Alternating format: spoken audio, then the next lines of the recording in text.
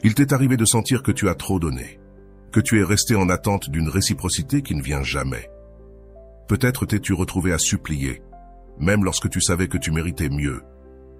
Combien de fois as-tu pardonné et avancé, espérant que cette fois-ci serait différente? Il est probable que tu aies mis tes désirs et tes sentiments de côté juste pour essayer de garder quelqu'un dans ta vie. T'es-tu déjà demandé pourquoi il est si difficile de lâcher prise? Pourquoi est-il si difficile d'établir ces limites que tu sais nécessaires? Si tu es ici, c'est parce que quelque chose en toi te dit que tu as besoin d'un changement, que tu as beaucoup donné sans obtenir le respect que tu mérites. Cette vidéo est une invitation à reconstruire cette image de force et de dignité et à comprendre pourquoi cela nous arrive et comment donner un coup de pouce. Peu importe combien de fois tu as supplié ou combien de fois tu as permis, je veux que tu saches qu'il existe un chemin pour récupérer le respect, en commençant par toi-même. Et fais attention, car ce que je vais te révéler dans cette première partie pourrait bouleverser ta vie. Il s'agit de quelque chose de fondamental que tu ne fais pas, quelque chose qui, une fois compris, t'aidera à établir des limites solides que les autres respecteront. Au cours de cette vidéo, nous allons plonger dans des concepts clés basés sur des principes de psychologie et les mots d'experts qui révéleront non seulement comment tu es arrivé dans cette situation, mais aussi les étapes concrètes que tu peux suivre pour cesser de vivre en fonction des autres. Car s'il est une chose qui est claire, c'est que tu as besoin d'une réorganisation dans ta vie qui te rende moins vulnérable à la manipulation ou à l'abus. Bienvenue sur Vision Stoïcienne. C'est toujours un plaisir de me connecter avec vous, en partageant des idées profondes issues du vaste monde. N'oubliez pas de cliquer sur « J'aime », de partager cette vidéo avec vos proches, de vous abonner à notre chaîne et d'activer la cloche de notification pour rester informé de nos contenus les plus récents. Chaque geste compte pour nous aider à faire grandir cette communauté dédiée à la sagesse et à l'épanouissement. La dépendance émotionnelle est un schéma très courant, mais nous allons découvrir comment cela se développe et, surtout, comment y mettre fin une bonne fois pour toutes. Alors, reste jusqu'à la fin, car dans cette vidéo, tu découvriras comment obtenir le respect sans supplier ni mendier de l'affection. Je te promets que tu apprendras à établir des limites claires, à faire des pas fermes vers une estime de soi solide et à éviter que d'autres ne profitent de toi. Ce que nous allons voir peut transformer ta vie et t'aider à récupérer cette force intérieure que tu mérites. Commençons ensemble ce chemin vers le respect de soi et les relations qui te valorisent vraiment. Pourquoi es-tu arrivé à supplier autant, au point de t'humilier? Qu'est-ce qui t'a fait perdre ta dignité?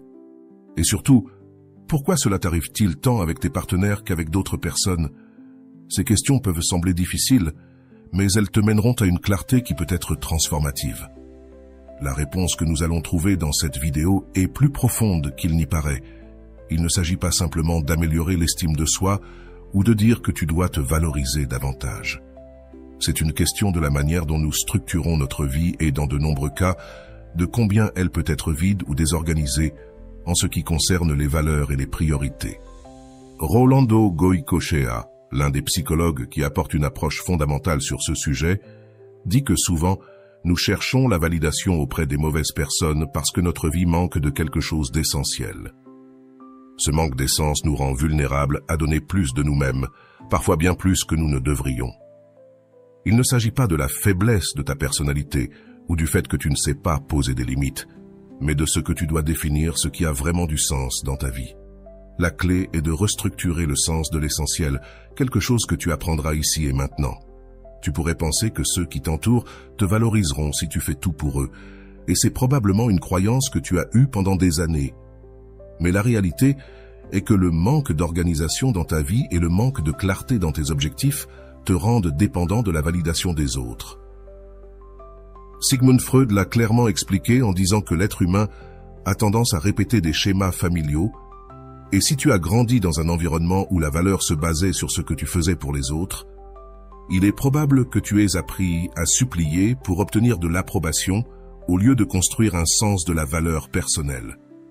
Lorsque tu n'as pas clairement défini ce qui est essentiel dans ta vie, il est facile de laisser les émotions des autres dicter tes actions.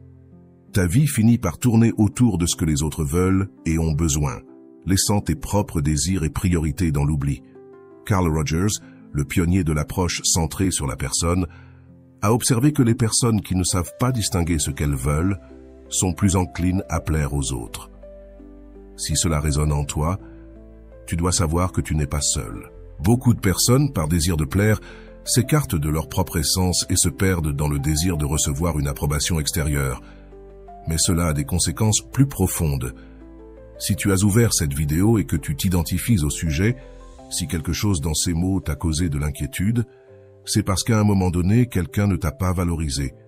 Quelqu'un a profité de ta générosité, de ta gentillesse et de ta disposition à aider.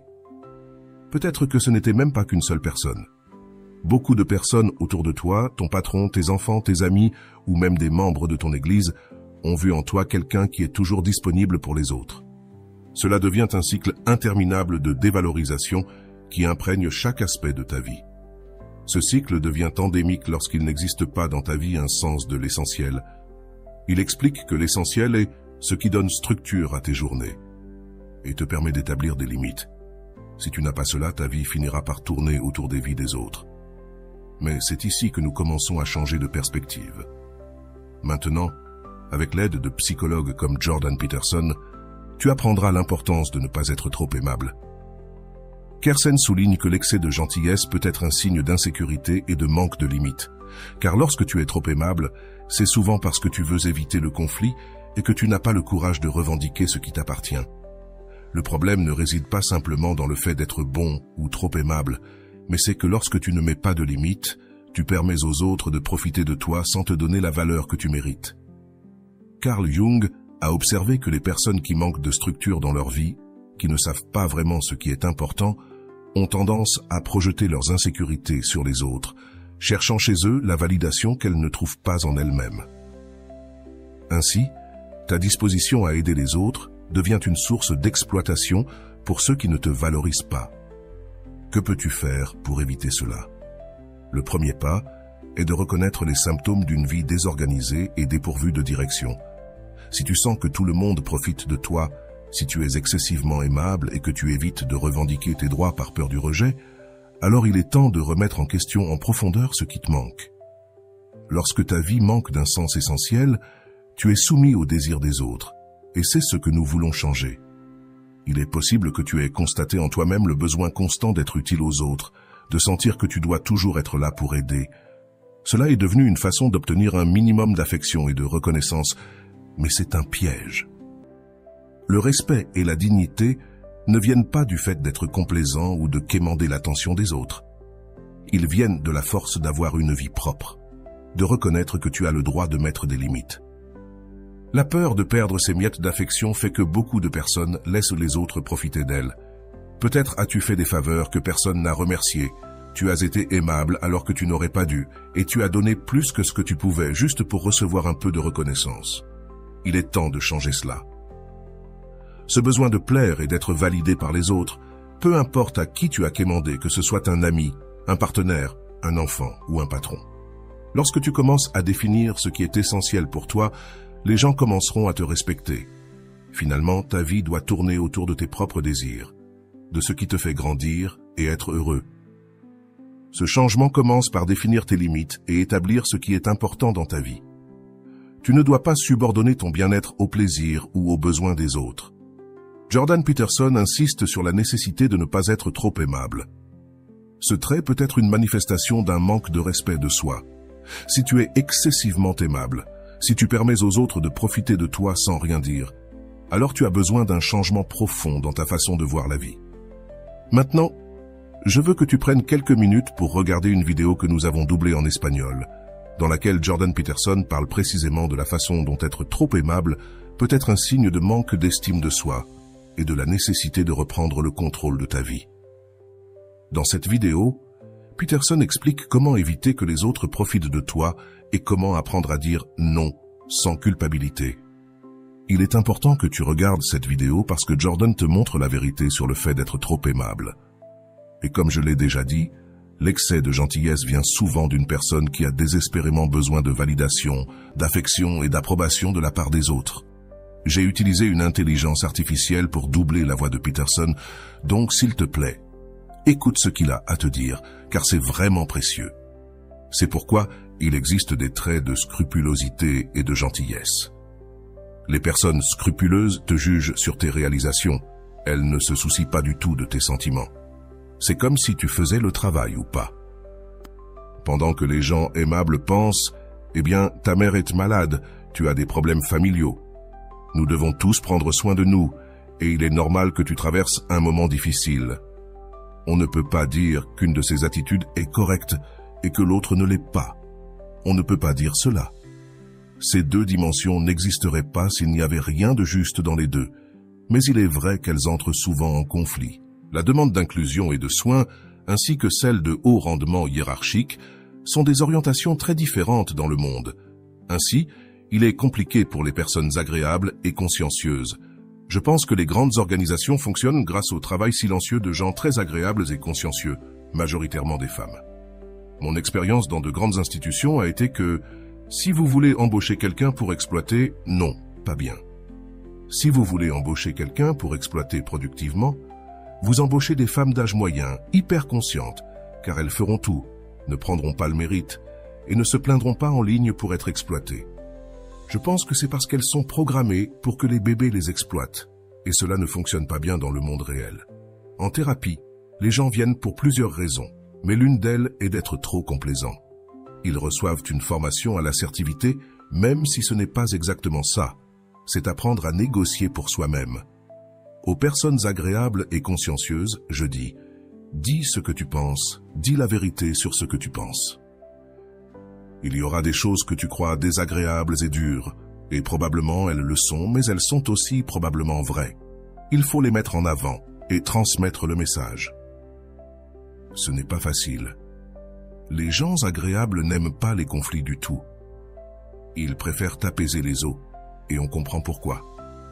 Cela concorde avec l'hypothèse que j'ai formulée. Tu ne veux pas de conflits près des bébés, c'est trop dangereux. Tu ne veux pas que des disputes éclatent. Tu ne veux pas que rien ne perturbe le calme relatif. Si tu es enclin aux blessures physiques ou émotionnelles, tu éviteras les conflits intenses. Résoudre des problèmes à court terme nécessite beaucoup de conflits, et si cela se déchaîne et devient dangereux, il peut être plus sûr de garder son calme et de ne pas se retrouver dans des situations où des conflits surgissent. Le problème est que ce n'est pas une bonne stratégie à moyen ou long terme, car il y a souvent des sujets qui doivent être abordés puisqu'ils ne disparaîtront pas. Une partie de ce que tu fais avec les personnes agréables est de les aider à comprendre, même si cela leur coûte. Si tu demandes à quelqu'un de désagréable ce qu'il veut, il te le dira tout de suite. Ils le savent. C'est comme « je veux ça et je vais l'obtenir ». Mais les gens agréables, surtout s'ils le sont beaucoup, ne savent souvent même pas ce qu'ils veulent.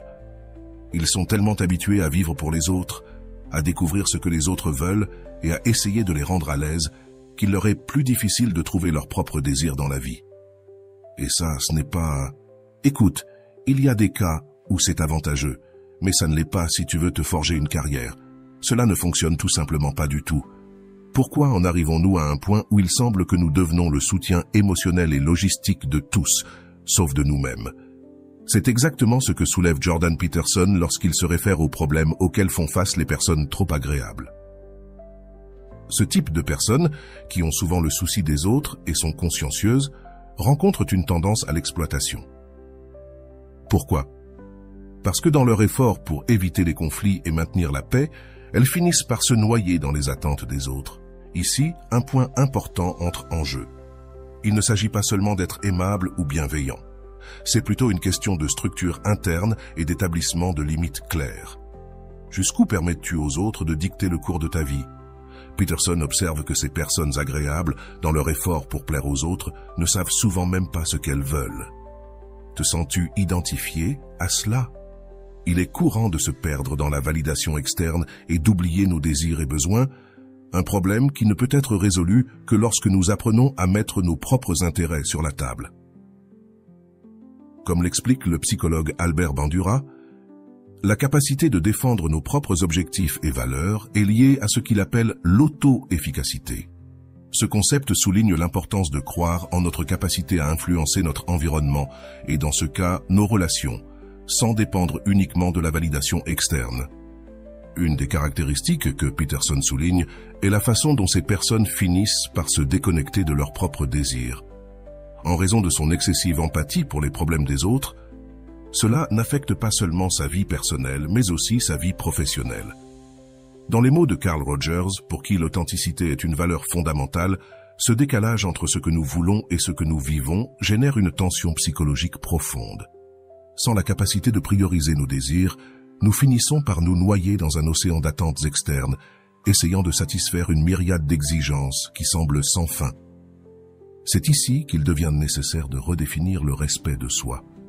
Pour quelqu'un qui a consacré toute son énergie à satisfaire les autres, faire face à une structure hiérarchique peut être dévastateur, car il se sent piégé entre la gentillesse et la performance.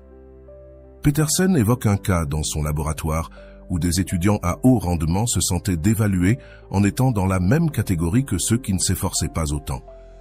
Cela reflète comment, dans notre vie quotidienne, l'absence de limites claires affecte non seulement notre performance, mais aussi la façon dont les autres nous perçoivent et nous respectent.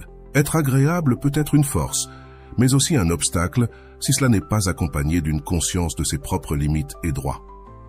Rolando offre une approche complémentaire en parlant de l'importance de maintenir la dignité dans nos relations. Selon Goicoechea, les personnes qui ne fixent pas de limites claires tendent à éprouver une érosion de leur identité, se perdant dans les besoins et désirs des autres.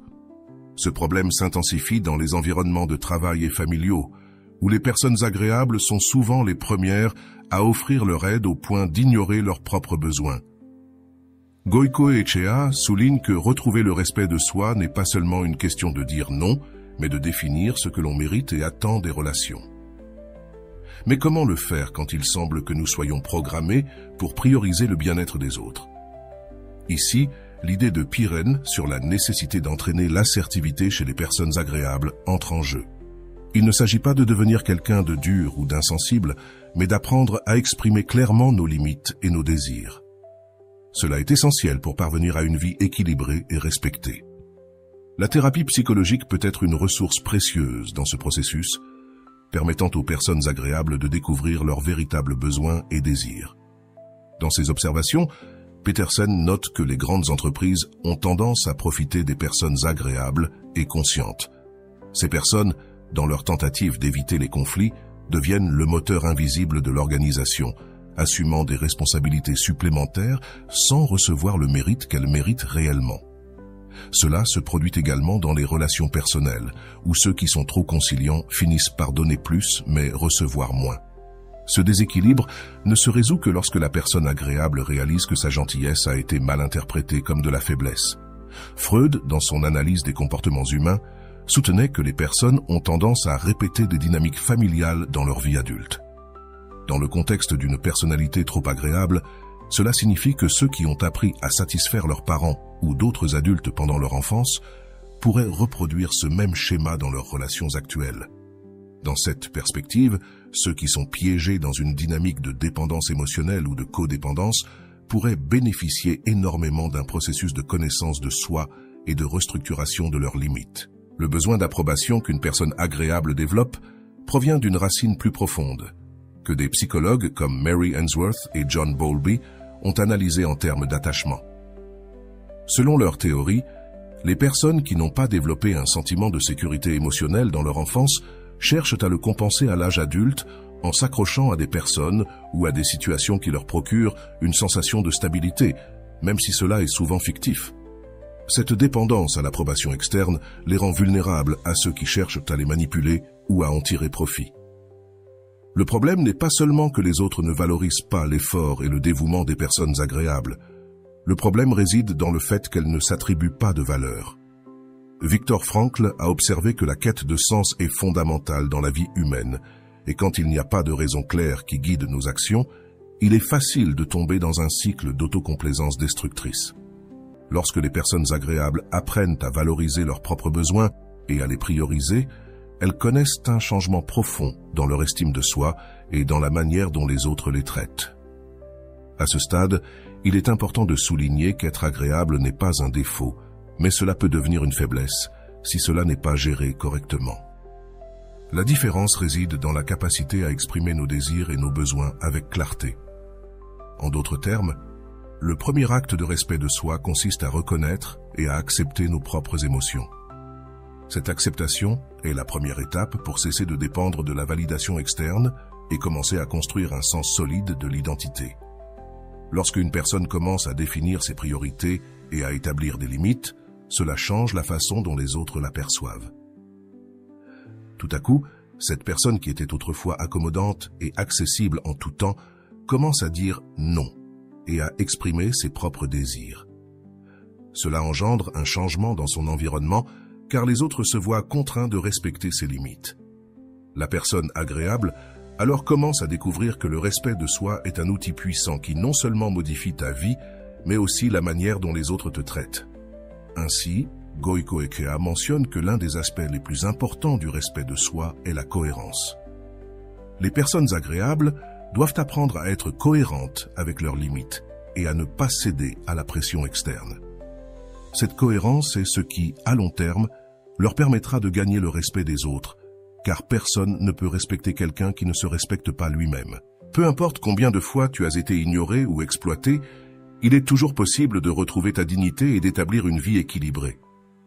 Il est fondamental de comprendre que le respect ne se mendie pas et ne se supplie pas. Comme le disait Carl Rogers, les relations authentiques se construisent sur la base du respect mutuel. Si tu veux que les autres te respectent, tu dois commencer par te respecter toi-même, ce qui implique de poser des limites et d'exprimer tes besoins de manière claire et directe. Il ne s'agit pas d'être grossier ni de devenir une personne insensible. Il s'agit de maintenir une position ferme qui permet aux autres de comprendre tes limites. En fin de compte, la leçon est claire. Ta gentillesse ne doit pas être un billet pour que d'autres s'approprient de toi. Si tu sens que tu as été victime de personnes qui profitent de ta disposition à aider et de ton caractère accommodant, il est temps de changer. Définis tes priorités et apprends à dire non lorsque c'est nécessaire. Cette décision te redonnera non seulement le respect de soi, mais te permettra également de construire des relations plus saines et équilibrées. Comme Jordan Peterson le souligne dans sa vidéo, ce changement peut être difficile pour ceux qui ont vécu toute leur vie pour les autres. Cependant, apprendre à établir des limites et à exprimer tes désirs est la clé pour éviter que les autres ne profitent de toi. Et si tu as encore des doutes sur comment franchir cette étape, cette vidéo t'aidera à mieux comprendre le processus de transformation et t'encouragera à commencer à construire la vie que tu mérites dans ce voyage de redécouverte personnelle. Nous trouvons même des conseils que la sagesse biblique nous offre. Proverbes, chapitre 16, qui apporte une perspective claire sur les chemins que l'homme considère comme purs selon sa propre opinion. Du cœur de l'homme sont les dispositions, mais de l'Éternel est la réponse de la langue. Tous les chemins de l'homme sont purs à ses propres yeux, mais l'Éternel pèse les esprits. Confie à l'Éternel tes œuvres et tes pensées seront affermies. Nous faisons face à l'avertissement que nos actions peuvent être motivées non pas par ce dont nous avons réellement besoin, mais par un besoin plus profond. Dans les prochains paragraphes, nous explorerons comment ces mots peuvent prendre sens dans nos vies quotidiennes, en particulier lorsque nous nous trouvons à mendier de l'affection et de la validation. Lorsque Proverbe 16 parle des chemins purs selon l'opinion de l'homme, nous pourrions l'interpréter comme la manière dont nous justifions nos actions et décisions, croyant que nous recherchons la bonté ou la gentillesse, alors qu'en réalité, ce que nous faisons, c'est alimenter un besoin interne d'approbation. Être extrêmement gentil, accommodant ou donner trop aux autres peut nous sembler un chemin noble, mais derrière ce comportement se cache souvent une dépendance émotionnelle et un besoin affectif que nous laissons insatisfait. L'avertissement dans ce proverbe est lié à la recherche de reconnaissance chez les autres, quelque chose qui peut ne pas être aligné avec notre véritable bien-être. C'est un rappel que nous ne devons pas mettre notre identité ni notre satisfaction entre les mains des autres. La phrase « Maudit soit l'homme qui se confie en un autre homme » nous appelle à comprendre qu'en agissant ainsi, nous nous exposons à la déception et à la douleur, surtout lorsque ces personnes ne répondent pas à nos attentes. Les attentes ne valorisent pas nos efforts lorsque nous laissons notre vie tourner autour du besoin de plaire ou d'être valorisés par les autres. Nous vivons dans un cycle de dépendance émotionnelle et, souvent, d'auto-attaché. Nous nous ajustons et nous modelons selon ce que les autres attendent, abandonnant ainsi notre essence. Combien de fois nous sommes-nous retrouvés à consacrer du temps et de l'énergie à quelqu'un qui ne nous valorise pas, justifiant chaque effort sous l'idéal que c'est ce qu'il faut faire. Cependant, ces chemins propres ne reflètent qu'une insécurité interne et le désir de trouver une validation externe plutôt que de la cultiver en nous-mêmes. Revenir à l'essentiel, c'est comprendre que notre paix et notre valeur ne doivent pas dépendre des opinions ou de l'affection des autres. C'est dans ce retour à nous-mêmes que nous trouvons réellement de la force. Au lieu de mendier de l'amour et de la reconnaissance, le défi est de trouver cet amour propre, de développer des relations plus authentiques et désintéressées, et d'apprendre à donner sans attendre en retour une validation qui devrait venir de nous-mêmes. Ce n'est que lorsque nous cultivons ce noyau d'identité que nous pouvons interagir sans perdre notre dignité. Enfin, les proverbes nous invitent à examiner nos chemins avec sincérité et à trouver l'équilibre entre être aimable et être authentique. Si nous croyons que notre valeur est intrinsèque, nous n'aurons pas besoin de l'approbation des autres pour nous sentir complets. Gabriel Arana, expert en relations, propose une série de conseils clés pour avoir une relation saine et équilibrée. Tout d'abord, il souligne l'importance de ne pas idéaliser son partenaire. Cela implique de ne pas placer l'autre personne sur un piédestal qui vous laisse dans une position d'infériorité. Valorisez-vous vous-même et gardez à l'esprit que vous ne pouvez pas donner à quelqu'un le pouvoir de définir votre valeur. L'équilibre dans la relation part de la reconnaissance que la valeur personnelle ne dépend pas d'une personne extérieure. Vous êtes celui qui doit la construire de l'intérieur. Le deuxième point qu'il mentionne est l'établissement de limites claires dans toute relation, mais surtout dans le couple. Il est essentiel de ne pas tolérer les mensonges ni les manques de respect. Si de tels comportements sont tolérés, la relation se déséquilibre et laisse un espace ouvert pour que l'autre en profite. Les limites ne sont pas un acte d'égoïsme, mais une manifestation de respect envers soi-même. Les établir évite de s'exposer à des relations toxiques ou de permettre des comportements nuisibles. Un autre aspect crucial est l'espace personnel. Arana suggère que, pour qu'une relation fonctionne, les deux partenaires ont besoin d'un temps et d'un espace où chacun puisse se développer. Rester connecté à soi-même est important pour conserver une individualité saine. Ne pas perdre de vue ses propres intérêts, amitiés et objectifs personnels aide à renforcer le lien sans dépendance émotionnelle extrême. Ainsi, le succès personnel dans les études, le travail et le développement individuel n'est pas seulement positif pour vous, mais peut aussi enrichir la relation.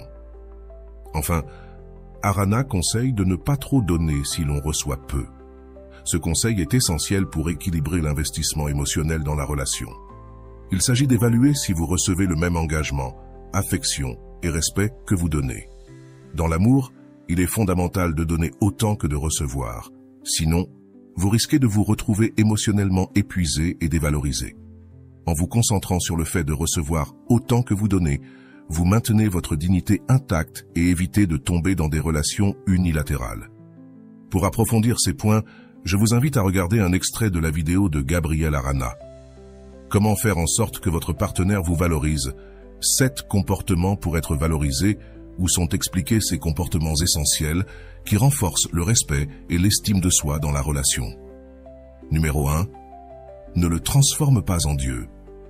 C'est l'une des erreurs les plus courantes au début de la relation. Les gens placent leur partenaire à un endroit supérieur.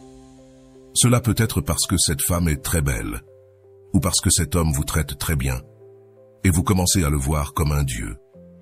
Vous commencez aussi à le traiter et à le voir d'en bas, en disant « Oh, quelle chance j'ai d'avoir quelqu'un comme ça à mes côtés ». Cela veut dire que vous valez moins que cette personne. Pourquoi devriez-vous valoriser cette personne plus que vous? Cela doit être une relation d'ego. Vous ne pouvez pas traiter votre partenaire comme un Dieu. Vous ne pouvez pas lui faire sentir qu'il est si, mais si important, car cette personne commencera à prendre le dessus et à se sentir plus importante que vous. Cela ne veut pas dire que cette personne est mauvaise, narcissique ou manipulatrice. Vous poussez la personne à vous faire du mal, car vous vous situez dans une position d'infériorité, et c'est la nature des humains. Il est important de ne pas utiliser les personnes vulnérables. Tu dois comprendre et accepter cette réalité pour traiter ton partenaire comme un égal. Peu importe sa beauté, peu importe son argent, peu importe ses attributs.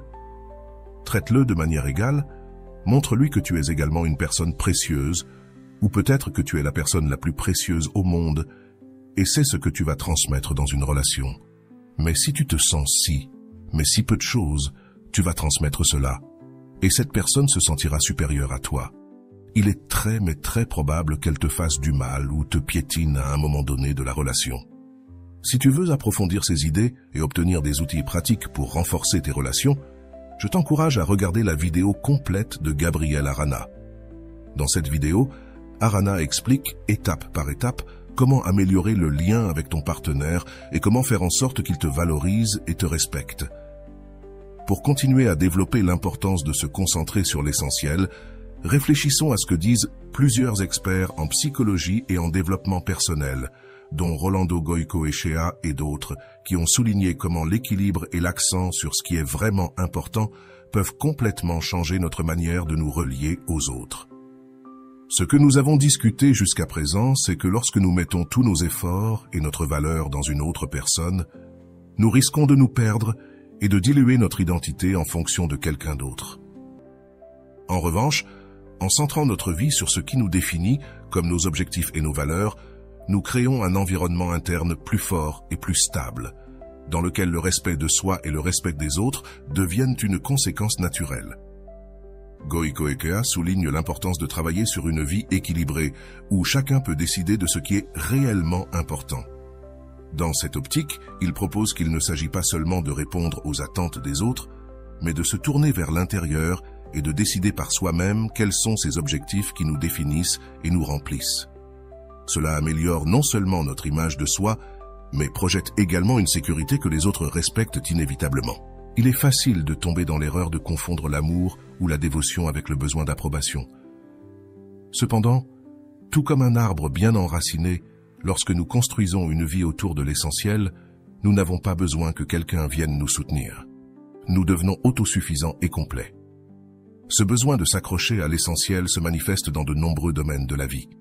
Lorsque nous cherchons un partenaire qui valorise ce que nous sommes en essence, plutôt que ce que nous prétendons être pour eux, nous sommes beaucoup plus proches de créer une relation qui nous respecte et nous valorise.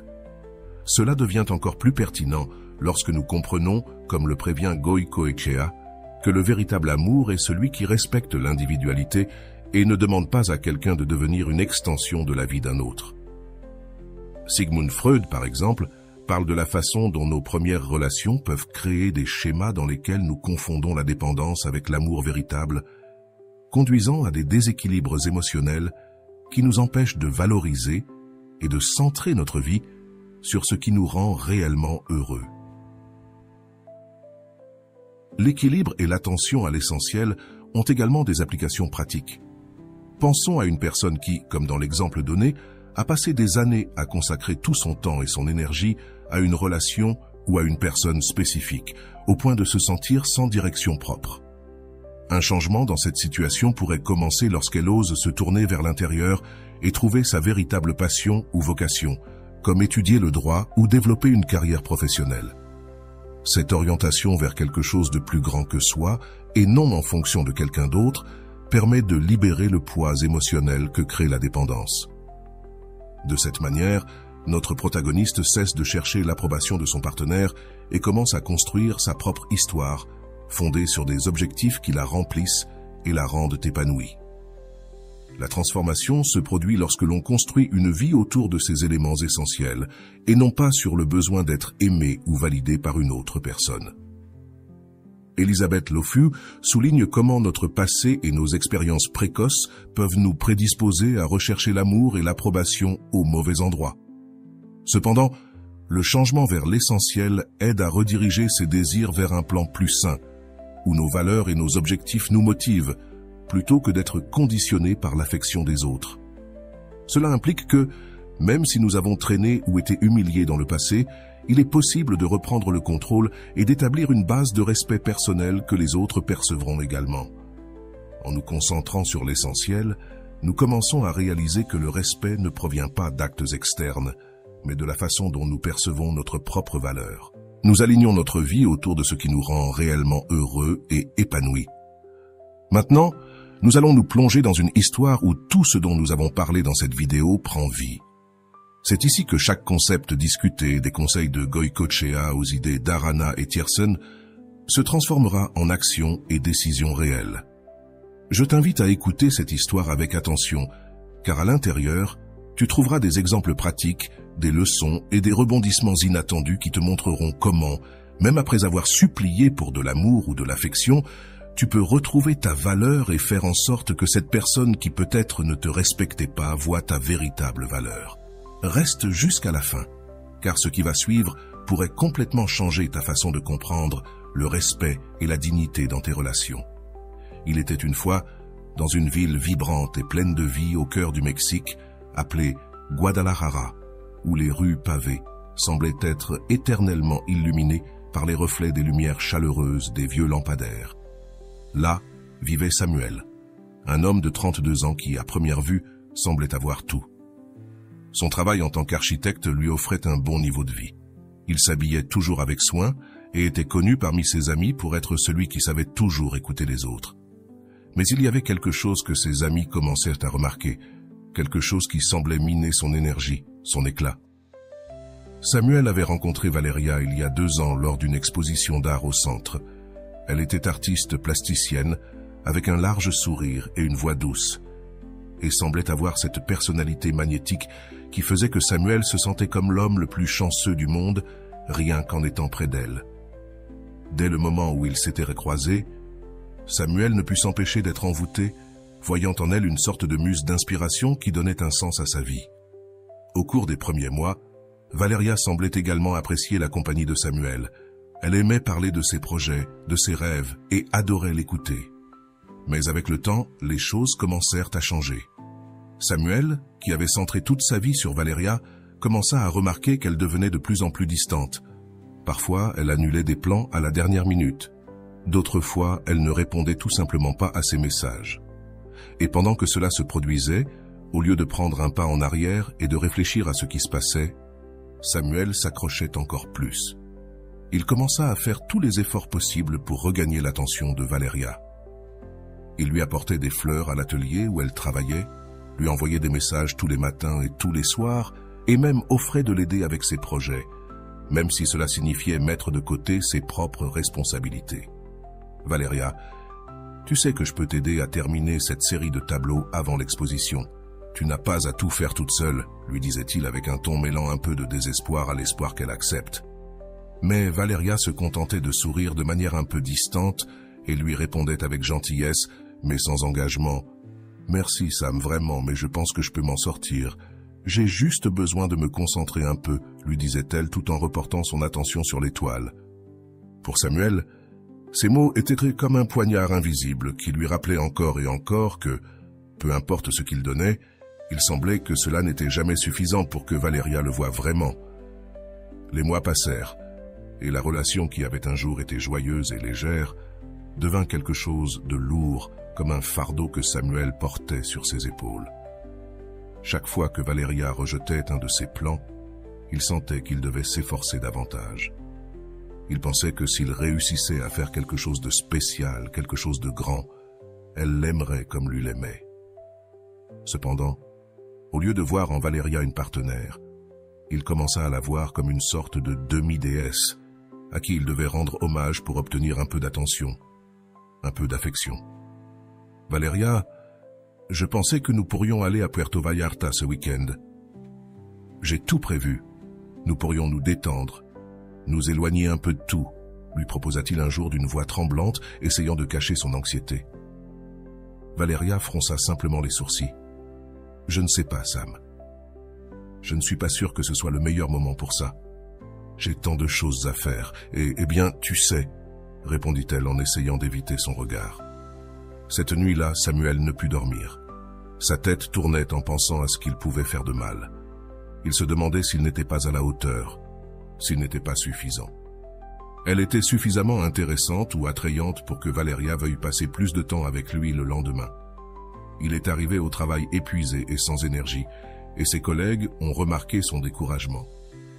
L'un d'eux, un homme âgé avec une grande barbe blanche, lui a tapoté l'épaule et lui a dit « Fiston, tu dois vivre pour toi-même, pas pour quelqu'un d'autre. » Mais ces mots ne l'ont pas touché, et en sortant du travail, il s'est dépêché d'acheter un cadeau pour Valeria, quelque chose qui, selon lui ferait comprendre à quel point elle comptait pour lui. Il est allé directement à son atelier, impatient de la surprendre, mais en arrivant, il l'a trouvée en train de discuter joyeusement avec un autre homme, quelqu'un avec qui elle semblait partager une complicité qu'il ressentait de moins en moins dans sa propre relation. « Sam », dit-elle sans perdre son sourire, mais avec une froideur qui lui a brisé le cœur. « Merci pour le cadeau, mais je t'ai déjà dit que tu n'avais pas besoin de faire ces choses. » Cette nuit-là, la frustration et la douleur l'ont consumé.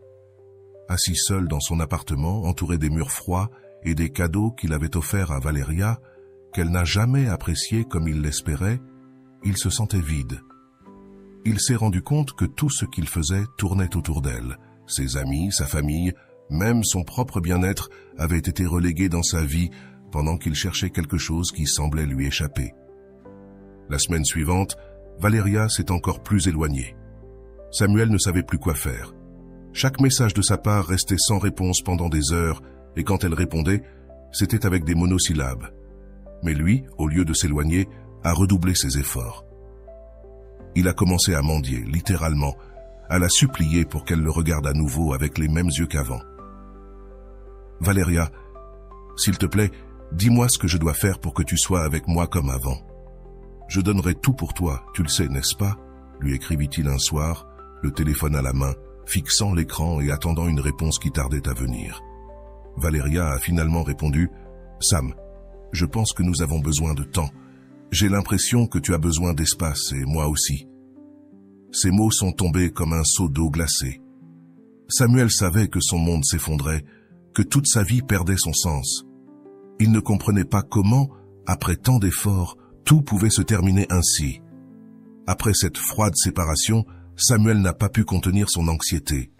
Cette phrase de Valeria résonnait dans son esprit. « J'ai besoin d'espace ». Pour lui, ces mots n'étaient rien de plus qu'un abîme sombre et inconnu, un endroit où il ne savait pas comment avancer.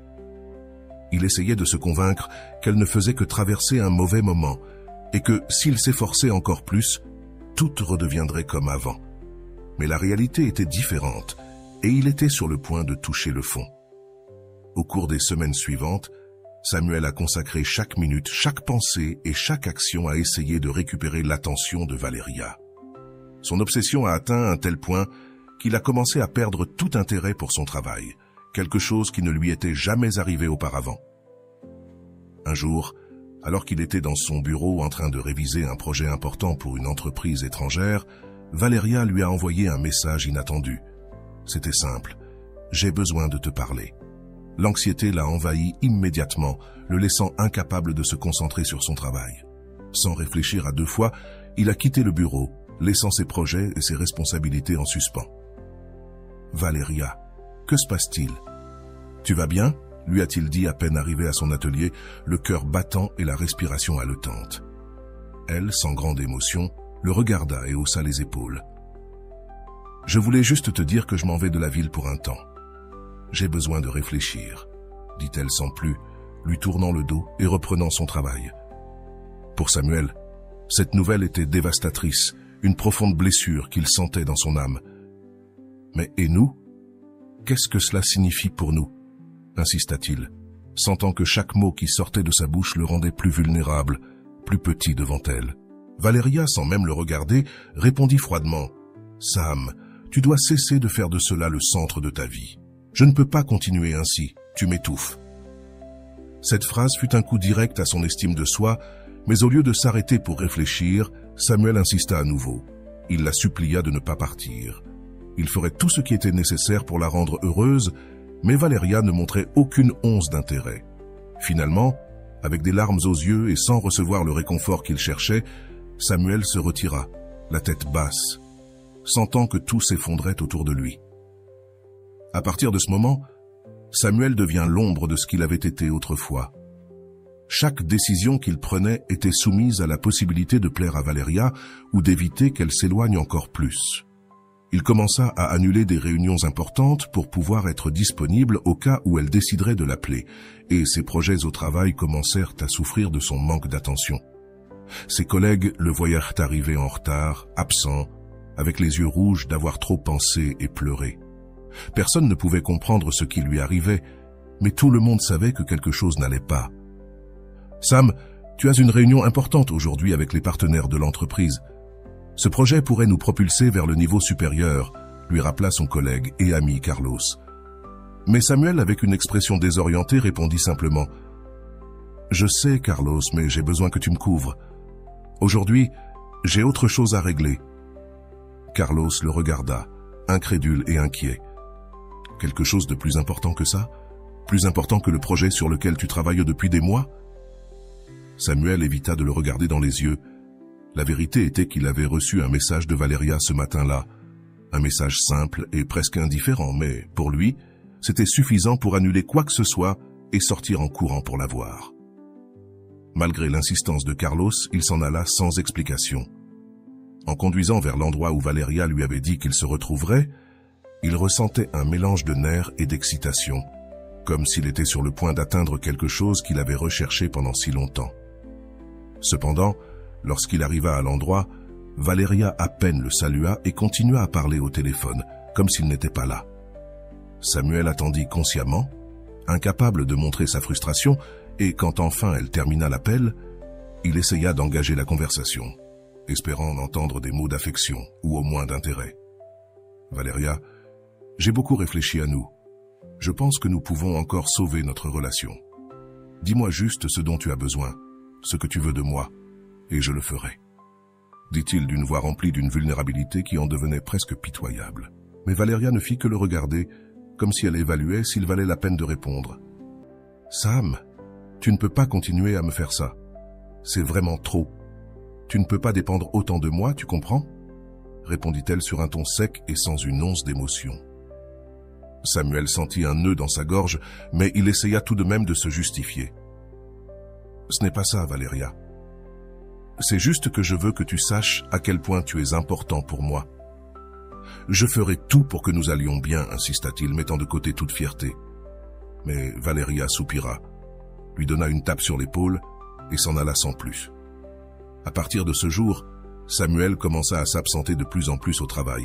Il se consacra entièrement à attendre et à prier pour l'attention de Valeria, négligeant complètement sa vie personnelle et professionnelle. Les opportunités de croissance professionnelle s'évaporaient, tout comme le respect de ses collègues. Il commença à voir comment il perdait d'importants contrats et comment ses collègues le regardaient avec un mélange d'inquiétude et de pitié. Personne ne pouvait comprendre pourquoi quelqu'un d'aussi prometteur que lui avait laissé une relation le détruire. La situation s'aggrava lorsqu'un client important annule un contrat en raison du manque de sérieux et d'engagement de Samuel. C'était l'opportunité de sa vie, une occasion qu'il avait laissée filer parce qu'il avait été trop occupé à essayer de sauver une relation brisée. C'est alors que certains de ses amis et membres de sa famille tentèrent de lui parler, de lui faire voir le mal qu'il a causé à sa vie, mais il n'écoutait pas. Il ne voulait pas écouter. Pour lui, Valeria était le centre de tout, l'axe autour duquel tournait son monde. Sa mère, une femme douce mais ferme, le confronta un après-midi.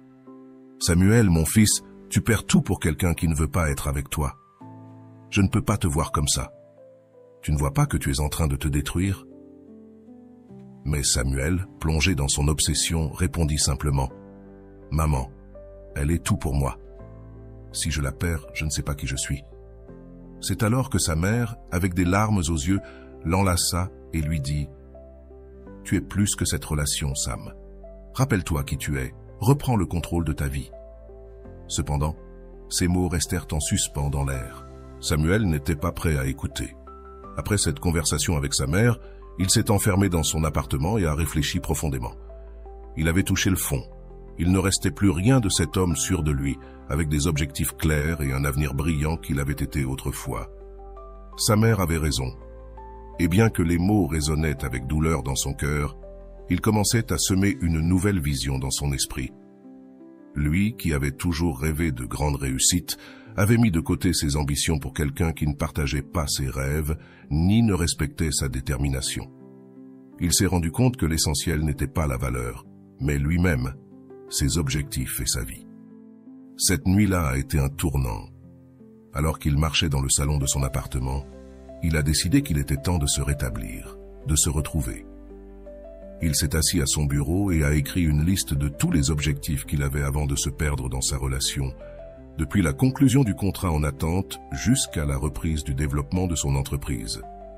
Il a tout noté comme s'il s'agissait de petites promesses qu'il devait tenir.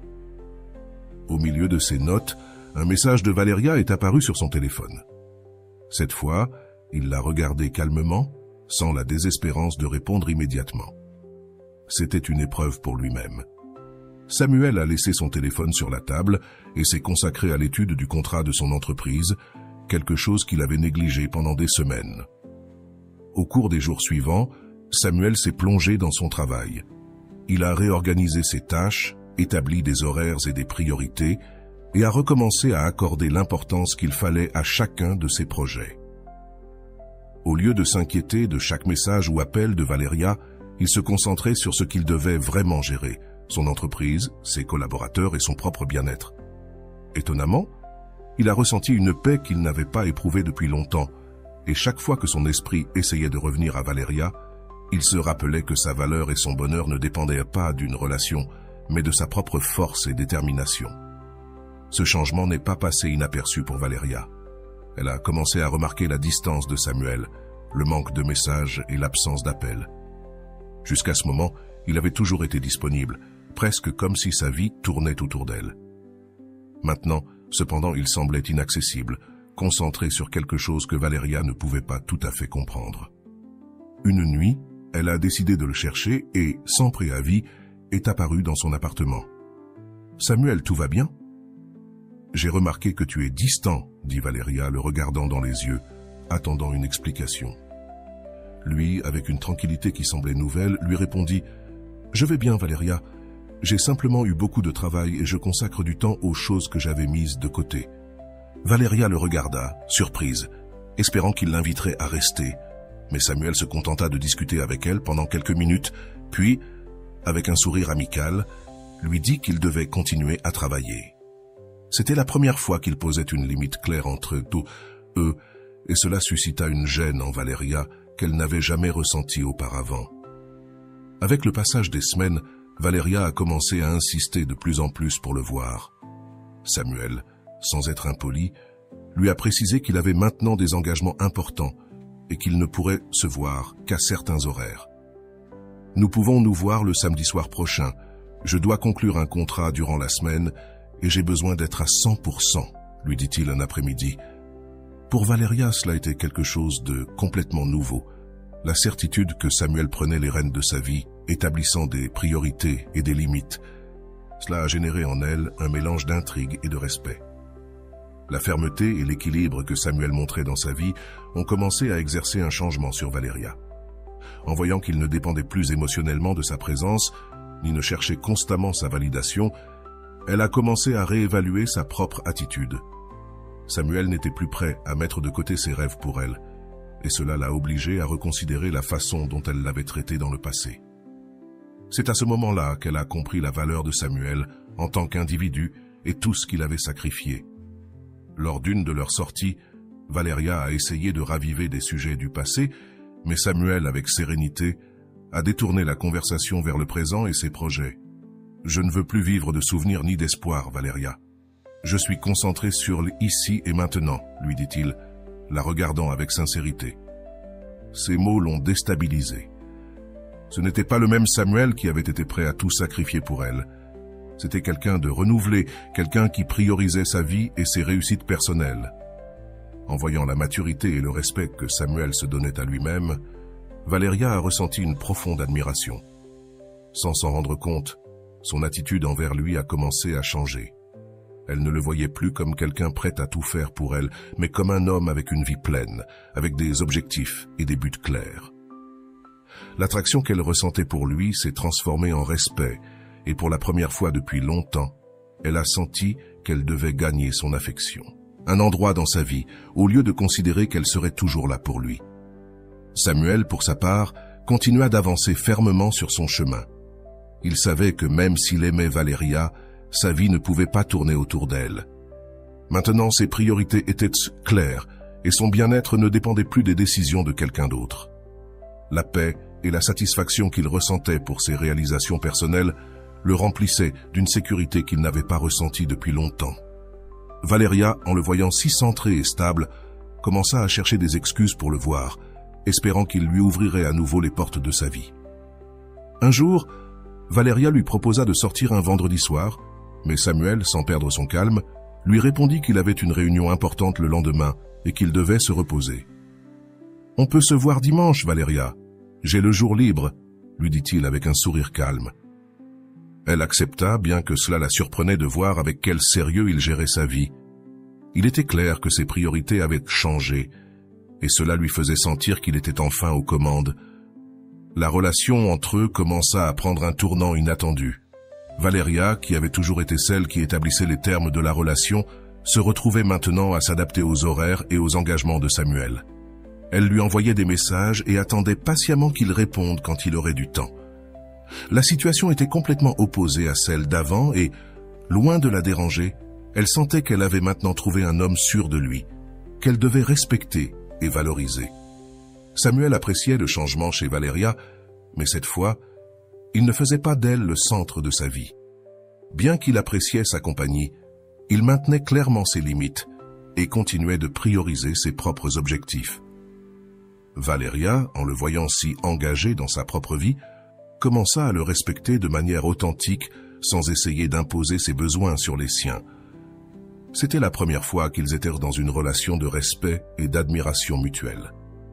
Finalement, un dimanche après-midi, alors qu'ils se promenèrent dans le parc, Valeria s'arrêta et le regarda dans les yeux. « Samuel, j'ai beaucoup changé pour toi et je réalise que je t'ai fait défaut dans le passé, » lui dit-elle avec une sincérité qu'il n'avait jamais vue auparavant. Samuel la regarda et, avec un calme qui reflétait sa nouvelle perspective de vie, lui répondit « Tu n'as pas besoin de changer pour moi, Valeria. Si nous sommes ensemble, c'est parce que nous voulons tous les deux construire quelque chose qui nous unit, mais sans oublier qui nous sommes. » Ce moment marqua un nouveau départ pour eux deux. Au début de leur relation, avec Valeria, Samuel montrait une tendance profonde à la dépendance émotionnelle. Cette caractéristique, décrite largement par des psychologues comme Walter Rizzo et Harfon, est souvent le résultat d'un manque de connexion avec soi-même et d'une dépendance excessive à l'approbation extérieure. Dans le cas de Samuel, il avait déplacé son identité et son estime de soi, laissant sa valeur personnelle dépendre complètement de la validation et de l'acceptation de Valeria. Ce type de dépendance crée un schéma qui, à long terme, devient destructeur tant pour la personne que pour la relation. En suivant les apports de Rizzo, nous pouvons comprendre que la dépendance émotionnelle implique un manque d'amour de soi et une peur profonde de la solitude. Dans son livre « Amour hautement dangereux », Rizzo explique comment les individus qui basent leurs valeurs sur les relations des autres finissent par perdre leur identité et leur capacité émotionnelle. Samuel était tombé dans ce piège. Sa vie entière était structurée en fonction de Valeria et, en conséquence, il éprouvait une anxiété constante et un sentiment de vide quand elle n'était pas là. Cela s'aligne avec ce que décrit Abraham Maslow dans sa hiérarchie des besoins, où la recherche de reconnaissance et d'appartenance peut conduire à la dépendance si l'auto-évaluation et le développement personnel sont négligés. Lorsque Samuel commence à toucher le fond et réalise que sa vie a perdu son sens en dehors de la relation, il subit un changement crucial. C'est un moment de crise dans la thérapie où la personne reconnaît que son comportement a été autodestructeur. Ici, nous voyons la théorie de Carl Rogers et son approche de l'auto-acceptation. Rogers suggère que le véritable changement ne peut se produire que lorsque la personne est confrontée à son moi authentique et lui permet d'accepter ses défauts et ses faiblesses. Samuel, en réalisant que sa vie avait perdu son sens, commence à restructurer sa perception de lui-même et à se valoriser sans dépendre de l'approbation de sa partenaire. Cette acceptation de soi est une étape fondamentale sur le chemin de l'autosuffisance émotionnelle. L'influence de sa mère est également significative. Ses paroles agissent comme un catalyseur, l'amenant à se demander s'il vivait réellement une vie conforme à ses valeurs ou s'il avait laissé sa dépendance le conduire sur un chemin opposé. Selon la théorie de Le Pigot, les autres exercent une grande influence sur notre perception de nous-mêmes. La relation avec sa mère a donné à Samuel une perspective externe dont il avait besoin pour voir le problème sous un autre angle. Ce fut alors qu'il a commencé à comprendre que, malgré tous ses efforts pour gagner l'amour de Valeria, il ne recevrait jamais le respect qu'il recherchait s'il n'était pas capable de se respecter lui-même d'abord. Un autre aspect à considérer est la manière dont Samuel passe de la soumission à l'équilibre, puis finalement à l'autonomisation. Ici, la contribution de Jordan Peterson devient clé.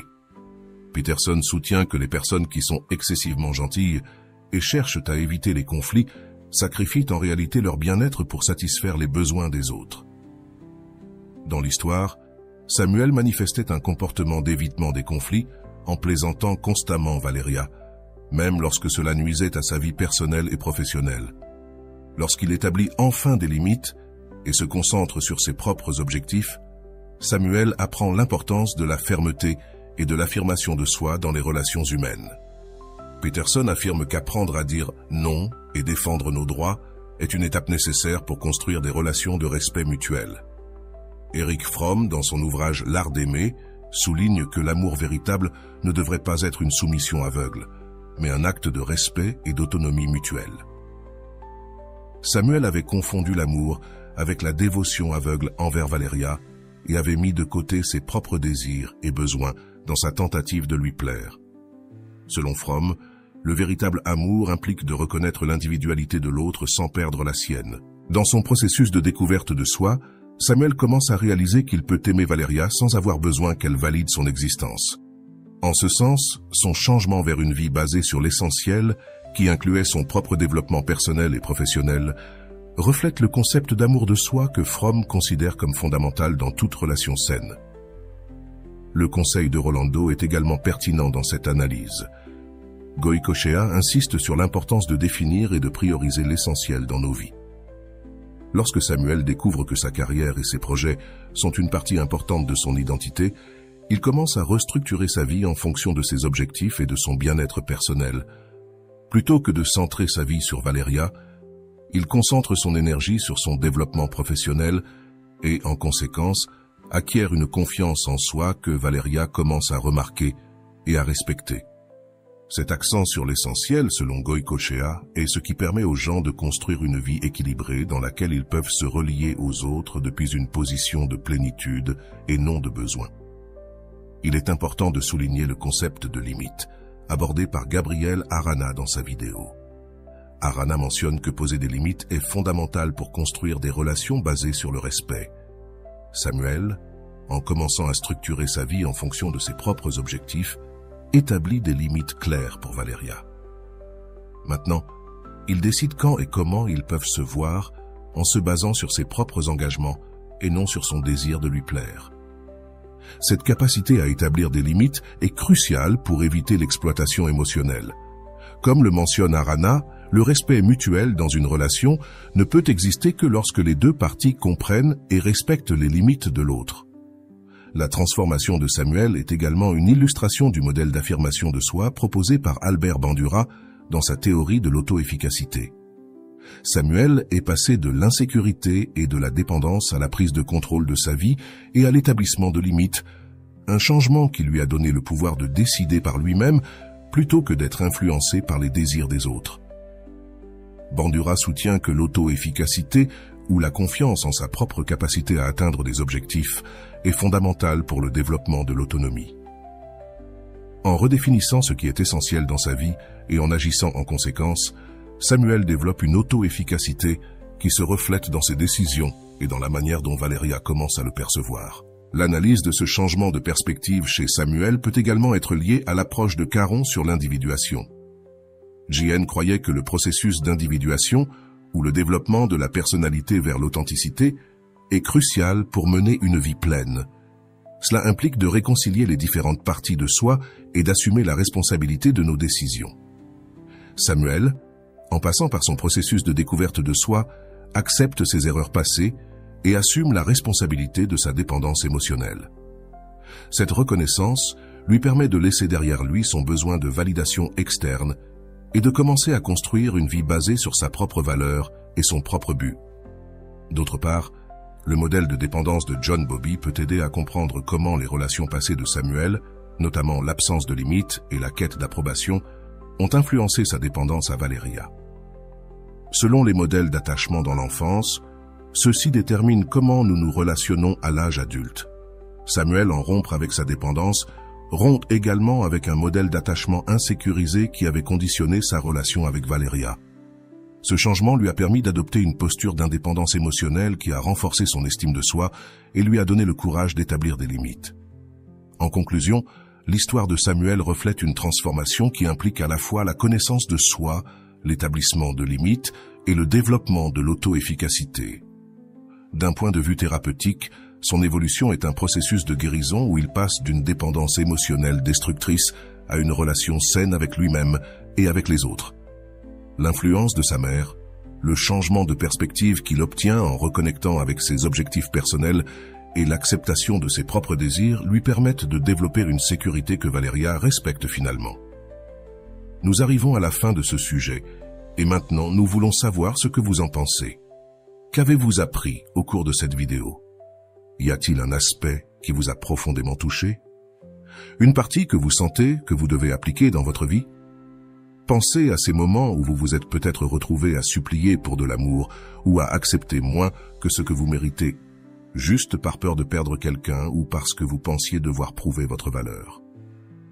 Vous êtes-vous identifié à l'histoire de Samuel?